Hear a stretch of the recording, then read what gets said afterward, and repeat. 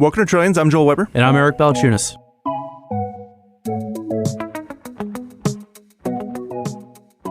Eric, this was your idea. I'm really curious about where this conversation goes today because all of this stuff was like candy as I prepared for it. Yeah, we're getting back to the basics today. How do you value a stock? Now, that's a stock conversation, but stocks make up index funds, which make up ETFs. And a big wing of ETFs are called smart beta, which are ETFs that sort of use metrics that an active manager would use: price to earnings, price to book, dividends, etc. And within there's all kinds of variations. So in a way, it's active, even though it uses an index. And so there's an ETF that launched recently called the Sparkline Intangible Value ETF. ITAN is the ticker. And this uses the intangible value, which this person claims is a new factor. The reason it caught my attention is I was at the Democratized Quant event, 6 months ago, which Wes Gray from Alpha Architect puts on. And I saw this guy, Kai Wu, debate Cliff Asness, who is like giant in the quant world. I mean, he's like heavyweight A-lister, right? And Kai has this ETF, it's indie, and it was sort of like a David and Goliath debate, no offense. But Cliff had met his match here. I thought Kai made some very good arguments. I was more on his side by the end of the debate. Cliff was a good sport. It was a great discussion. I love the quants. They do a very academic type of rigorous debate when they have events, and I like that. It was two sides presented, and I thought we got to get this guy on because not only is intangible value interesting, and people should know what that means, but when you think of smart beta ETFs, like a value ETF, many of them use price to book. Well, what does that mean? What is book value? Well, a lot of the book values are old. They don't use things like the brand. They use how much actual literal capital goods the company owns.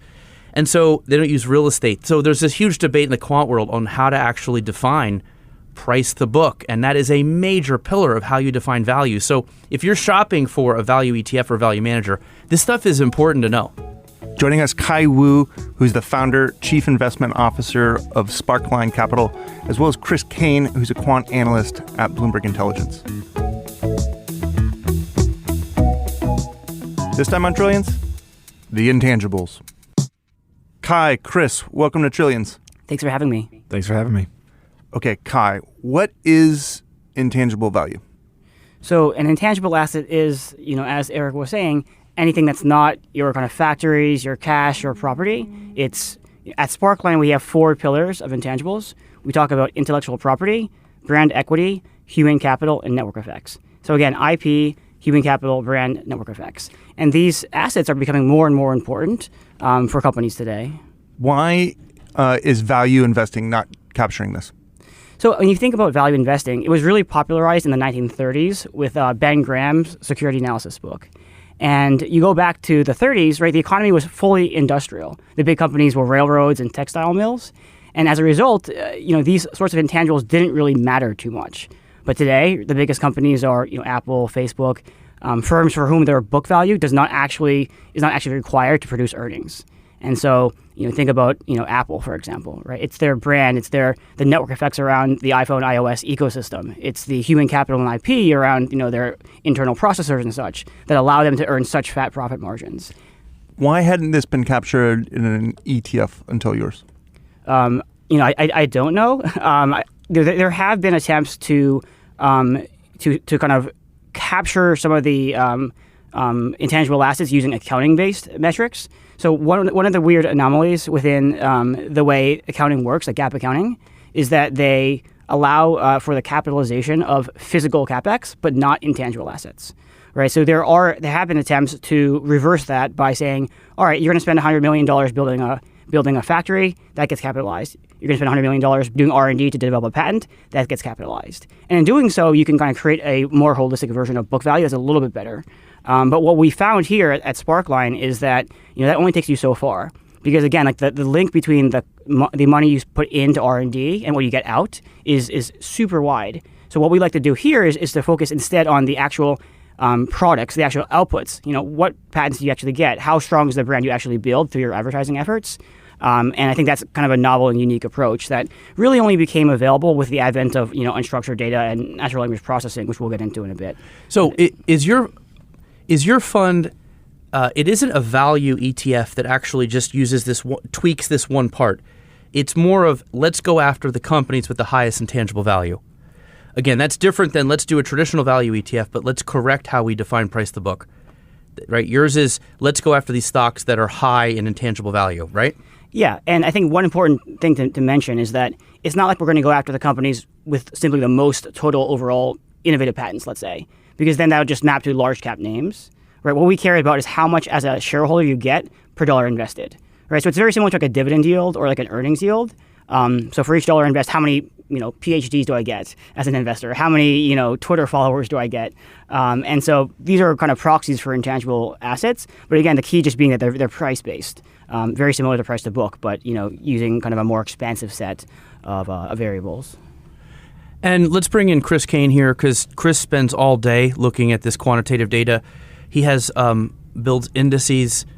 And I was curious, Chris, sort of your take on this. And you have to have a price to book in your metrics and how you define that. And just curious to get your, how you've considered this for your work. Sure, Kai. I mean, I love this concept. When I go to customers and speak to them about value investing, a lot of the feedback I get is, well, these are old companies. This is an old way to do it. This is kind of like anti-innovation. And, I don't have to tell everyone, that we're kind of living through a golden age of innovation in many ways. You look at the Qs, you look at ARKK, et cetera. So,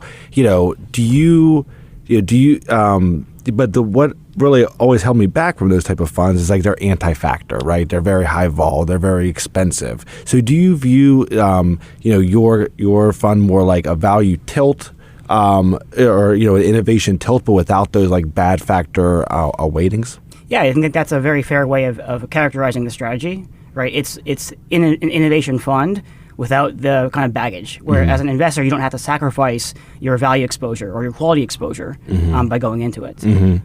Yeah, so interesting. So would you consider this would you consider it more like a growth fund or like a traditional value fund, or would you consider it completely different and separate and distinct? Yeah, look, I don't love the whole value versus growth dichotomy. I don't think it's fair to say you have to be either one or the other.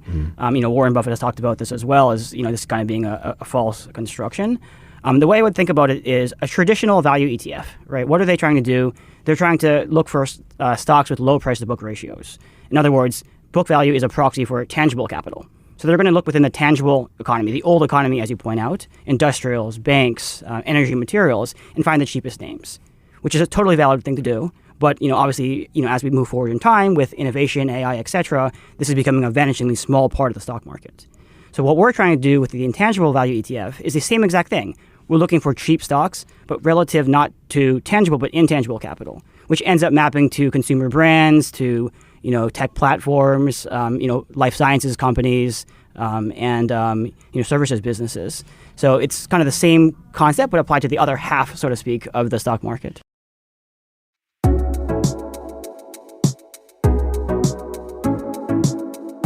So is what you're saying part of the reason that traditional value investing just sort of gets punched in the face all the time and just lags for we're 15 years at this point? It had a nice little run in 2022, I believe, but now it's kind of back in the gutter.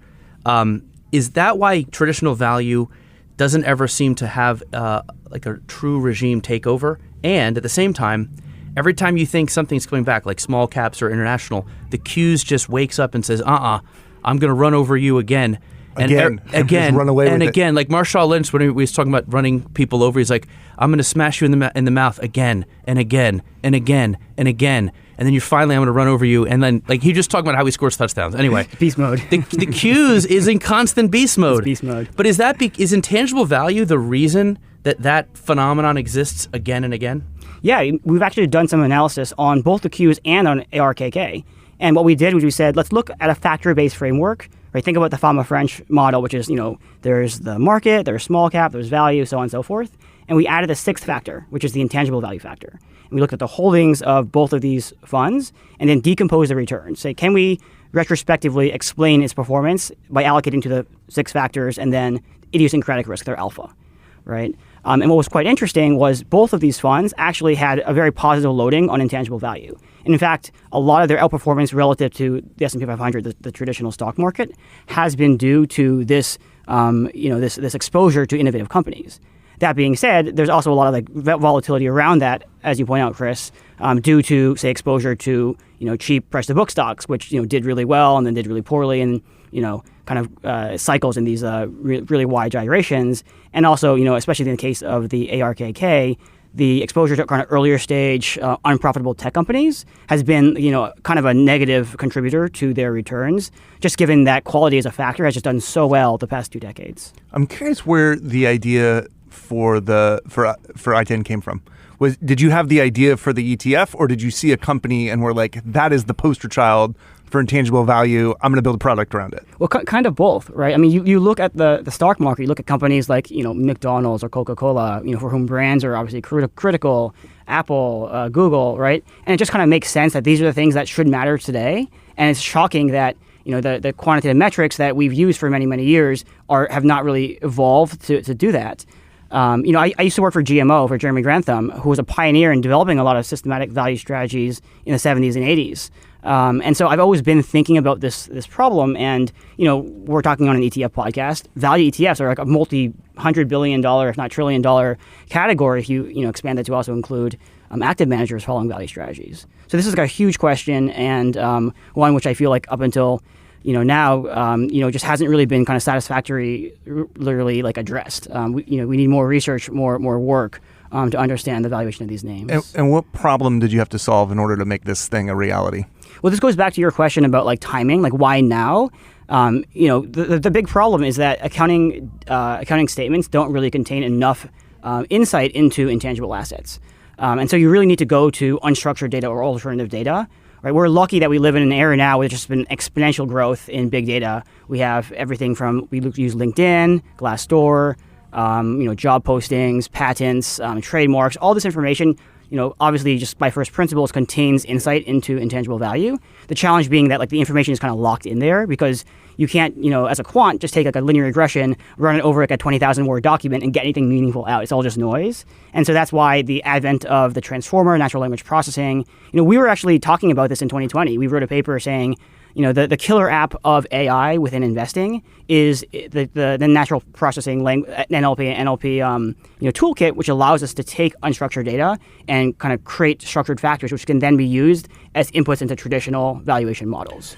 You know what this reminds me of, Joel? I'm going to go full metaphor here. Dark matter.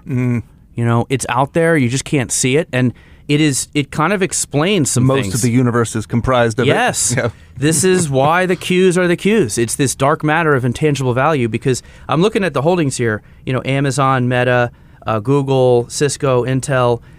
Those are some of the firms driving the Qs. Chris, in your world, again, this concept of dark matter, you have to correctly capture factors, track them. How do you work this in?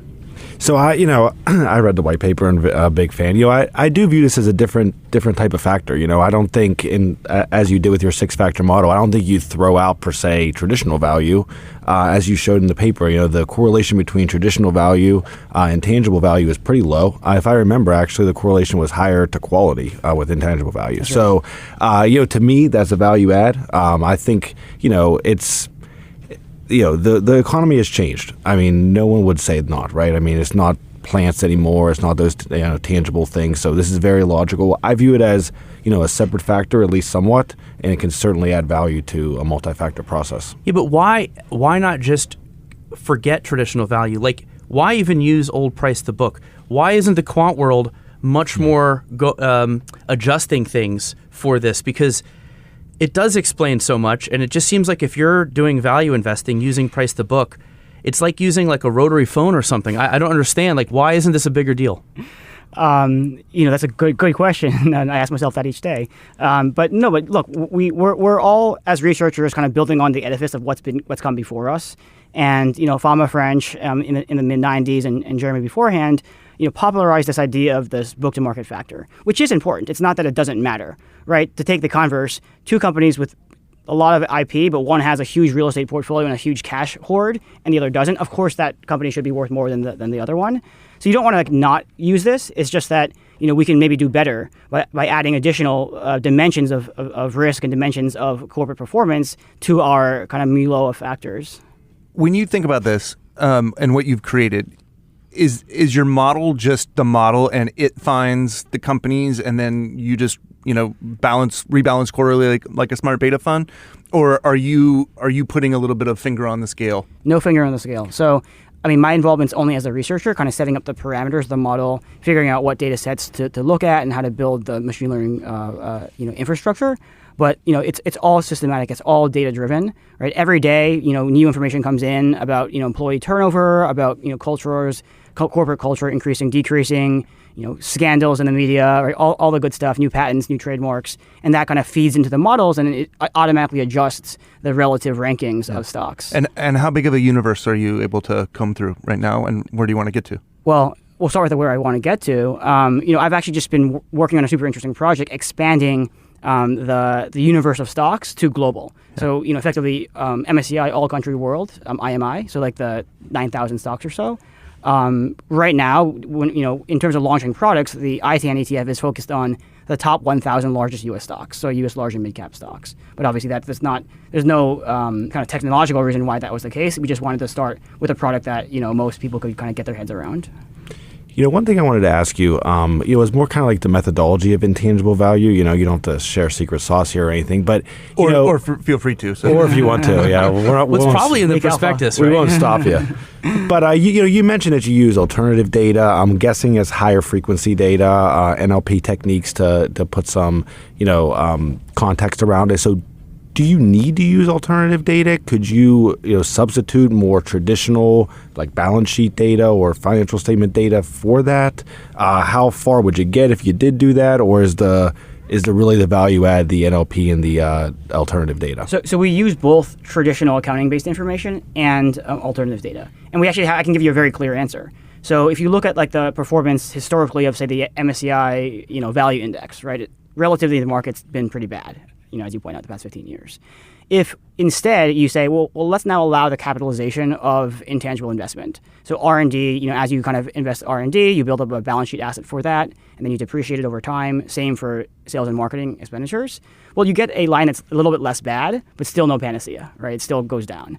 And then when we said, well, let's start adding, more sources of data, like I mentioned patents, I mentioned LinkedIn, to measure each of the pillars using unstructured data, and that's when the line starts to look pretty interesting, right? And if you look at just the names, so put aside even the historical performance, because that's just a back test, is the names change dramatically as you kind of continually iterate and add more and more data sources to a portfolio that just looks more like what it should look like, right? Like if I said like first principles, build me a portfolio of companies that are attractively valued relative to prodigious intangibles, right? That portfolio look a lot more like the result of having added alternative data than just making this simple accounting-based changes. It seems to me that most people would hear this and go, I get it. It's kind of like tech stocks, right? They don't have a lot of machinery lying around. They're mostly intangible value.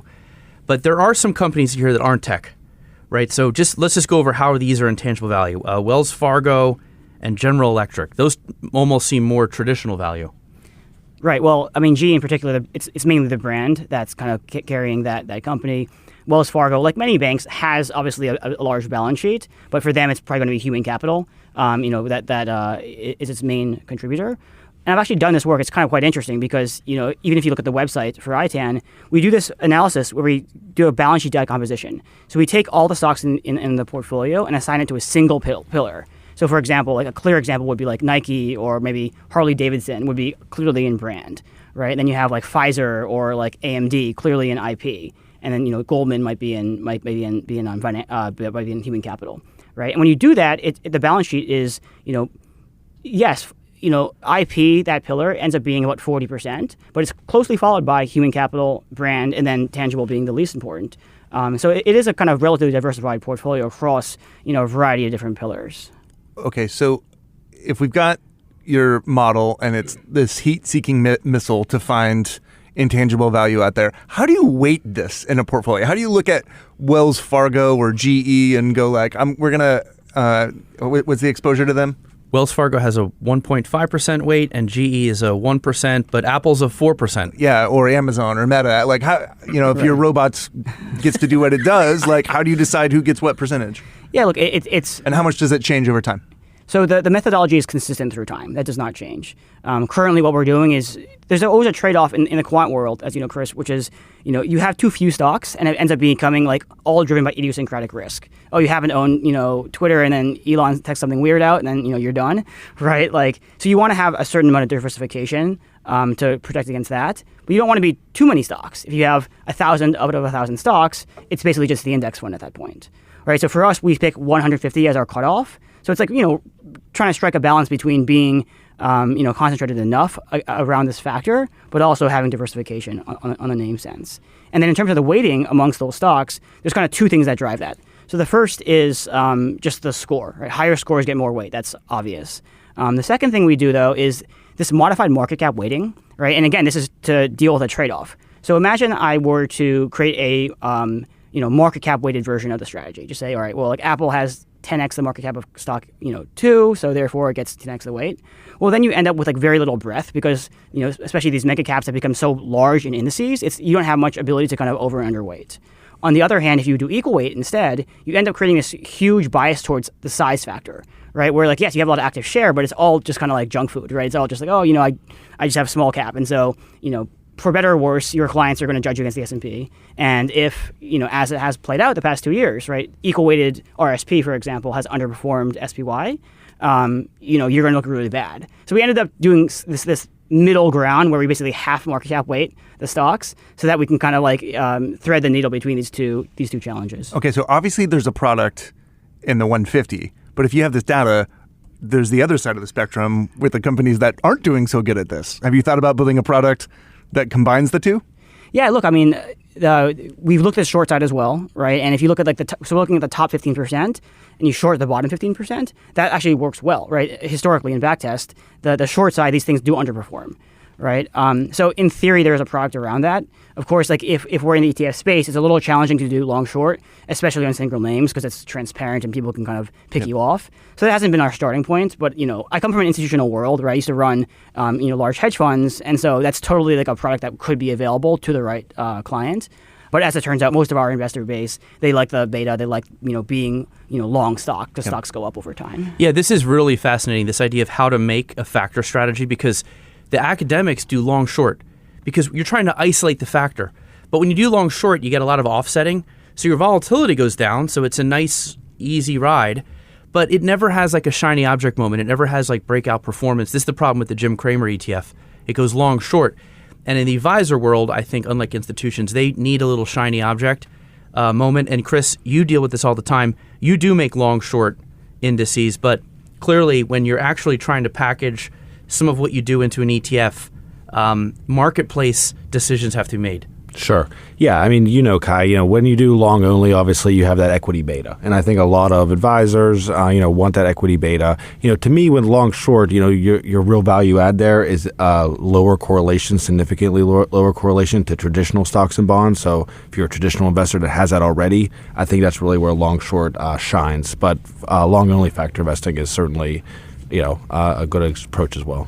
Also, listening to Kai and going over the design of the ETF and all these decisions that are made, I would say you probably made 25 decisions somewhere, not to mention all the research. So we're talking like potentially 100 things that you could tweak that would make the returns different. That's why I think smart beta is active. It's just all the active is done in the design. It's like you're designing an active robot. Once you close the door and screw in the bolts, it's now a robot, but all of the decisions you made before you close the door are active. Would you agree with that? Yeah, 100%. Even though you don't do you have no more control over it. It's like R2-D2 now. Right, yep. All the active decisions is upfront in the construction of the model. But then once you kind of finish that process, and as you say, you turn the key and you throw it away, then it kind of runs on its own. And quants like the fact that... By the way, just to clarify, R2-D2 active? Is that what you're saying? Very active. Yes. Not, well, you heard him. He's coaching Luke and stuff. I mean, he's pretty active. Yeah, okay. Just checking. Yeah, it's not like a dishwasher. Yeah. That's like an index fund. So those other ones that were on the rig. Yeah, not R2-D2s. I don't know what C-3PO is. That's a whole different thing there. But R2-D2... Tangent! Okay. Yeah. So, Joel, these quants, they love the idea that the humans don't get involved. So like there's traditional active, like the sort of Fidelity active manager that you're supposed to trust with your money. They're a 5-star manager. They're just good at picking stocks. Like Peter Lynch, I went to the mall. I saw these kids lined up. I bought Nike. Yeah. This quants think that's all like BS. Yeah. No, they're like, give me the data. Yeah. And then let's get the humans the hell out of this because we're only going to screw it up. Yeah. But it's active. And I'll be on the golf course checking in at the end of the quarter. Quants don't golf. Come on. Oh, yeah. No. They might skee ball. Paddle. Skee ball. I think. Yeah.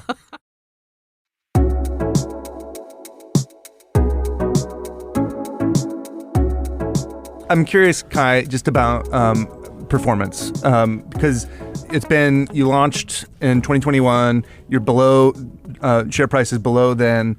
Went way down, and then you've had a good year so far. Like when you try and make sense of it, what's been happening? Yeah, so the way we think about the strategy is against an internal benchmark of factor neutralized stock performance, and on that metric, like we're actually quite happy with how things have unfolded so far. Like obviously you can't control the exact timing of launch and like what will unfold in a subsequent year or two. Like we launched June 21, right before a lot of tech stocks sold off. Mm-hmm. We actually did better than a lot of innovation-focused funds, you might say, and then we've also enjoyed the ride up. But again, like it's a pretty short period, so we don't want to like over-index on any particular regime that we happen to have come into. I'll give them a shout. It's outperforming the value factor ETF for my shares and the S&P, although losing to growth. But if you consider yourself somewhere in between, that's I think it was up 18%. But you're right. The timing is crucial with these launches. You launch right before a market downturn. Sometimes it takes a little while to come back, but it's all about relative performance as well. Yeah, and look, we're in this for the long run. Like I think just intellectually, we view this as the way forward for value investors, and so we want to have products in the market, but ultimately this is like a long game we're playing. When you were working on this and like doing the back testing and everything, what was the thing that from a performance standpoint that really jumped out to you and we're onto something here? Well, I think it's quite interesting how the individual pillars of this strategy kind of interact together. Right, you think about IP is kind of the most obvious, right? It tends to be technology names, it tends to be some communications, media companies. Then you have like your consumer brands, and you have human capital tends to be very financial services oriented as well as technology. Network effects is more communication, but it's just interesting. They tend to be uncorrelated. They kind of play well together and contribute to an overall basket in a nice way, right? Like you can have a company with like really strong IP, but if they have no marketing, like that's not going to succeed, and like vice versa. So you kind of need the collection of all these intangible assets to really to really thrive in the modern day. Sure, very very logical. One thing I wanted to ask you real fast, this kind of goes with is intangible value a different factor, or how does it interact with other factors? You have a great quote. I'm just going to quote you. You say, "Well, the quality factor seeks firms that are profitable today. Intangible value seeks firms that are profitable tomorrow." And you have this fantastic graph that shows, I believe it's like the difference in ROE is predicted by your intangible value factor. So can you talk about some of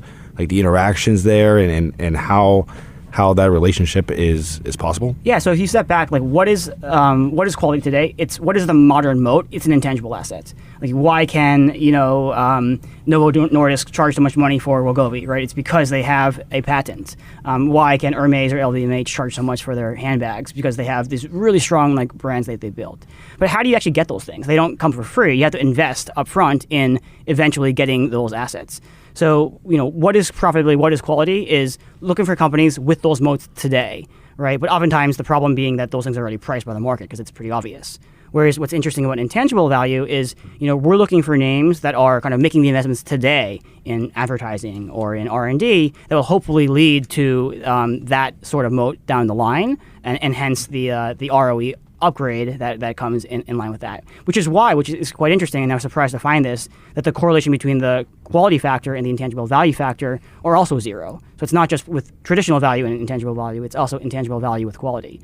Which makes sense, and it kind of, as you think more about it, and kind of justifies why, in a portfolio context, you'd want to have it slotted in there alongside the other, more traditional. It's almost like forward-looking profitability factor in some ways. Exactly, yeah. It's quality of the future. Very cool, very cool.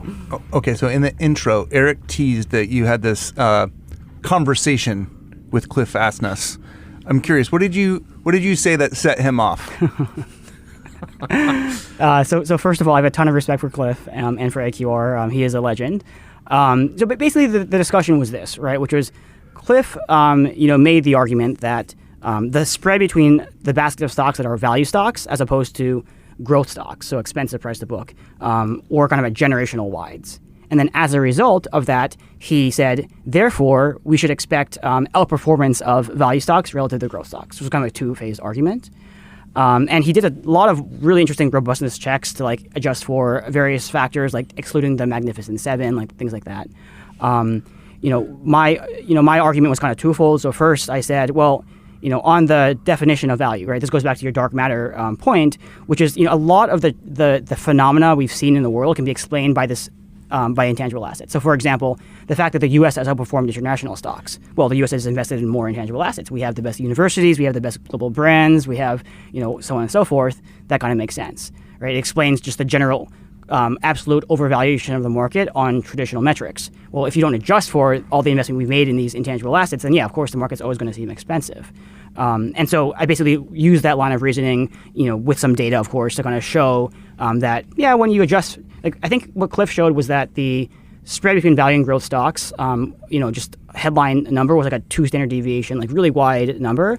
But what I showed was that once you adjust for intangibles, it comes down to still being expensive, but maybe like 0.5. So within the range of noise. And that was kind of the second point, which was, Cliff was arguing that, a wide spread should mean, high prospective returns.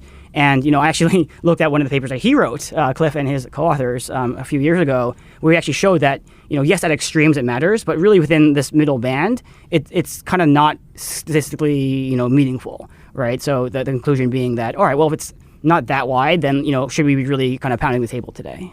This is fascinating because what quants do is they take what's worked for active, where they found alpha, and they turn it into beta. So like value said, over the years, this person just outperformed because they just went to cheap stocks. So they're like, we'll just make an index out of that. Bam, now that's done. They did it with quality. They did it with, we'll say momentum. They did it with size. Intangible value does seem like that latest thing. Like what have the people been leaning on to get that outperformance in mojo? Like how do you explain the Qs being the S&P all the time? Well, if you take intangible value, it probably does go in line a little more and explain it. It makes you think if this is a true factor and you've now captured it and turned it into beta, is there any alpha left? What else can you do? There's always going to be more alpha out there. Look, I mean, what we're trying to do is, as you point out, just like trying to capture what is it that a smart investor would do. Like a smart fundamental guy at like a top hedge fund, what sorts of things would they look at when they evaluate a company like Disney or NVIDIA? Right? These are just like kind of common sense things that to the extent where we can use AI, we can use all the new data available to make it into beta, to make it into a systematic factor, that's good. But then, the smart guys, once this is table stakes, will find the next thing to lean on, right? And I have what's the next thing? I don't know. I mean, if I knew, then, it would be... You wouldn't be here. Yeah, exactly. Next thing is whatever sequel to ITAN. Yeah, exactly. All right, we're going to leave it there. Kai, one final question. It's a question we ask everyone on the program. What is your favorite ETF ticker other than your own? I know what he's going to pick. I just know. Go ahead. Well, I don't think what my opinion is matters. I think what matters is what the market would say, and the market would say META, Meta. It's like an 8-figure ticker, right? Answered like a true quant. Well, Meta is the ticker that was sold to Mark Zuckerberg. Yeah. You're right. That is the most valuable ticker. Right. So I don't know why Will Hershey is still working at Round Hill. I don't understand that. Yeah. That was a talking about a guy who should be on an island somewhere. Yeah. That's a very smart answer, by the way. So here's my thing. If Tim Cook wants to rebrand Apple as ITAN, you know where to find ticker ever. Yeah. All right. Kai, Chris, thanks for joining us on Trillions. Thank you. Thank you.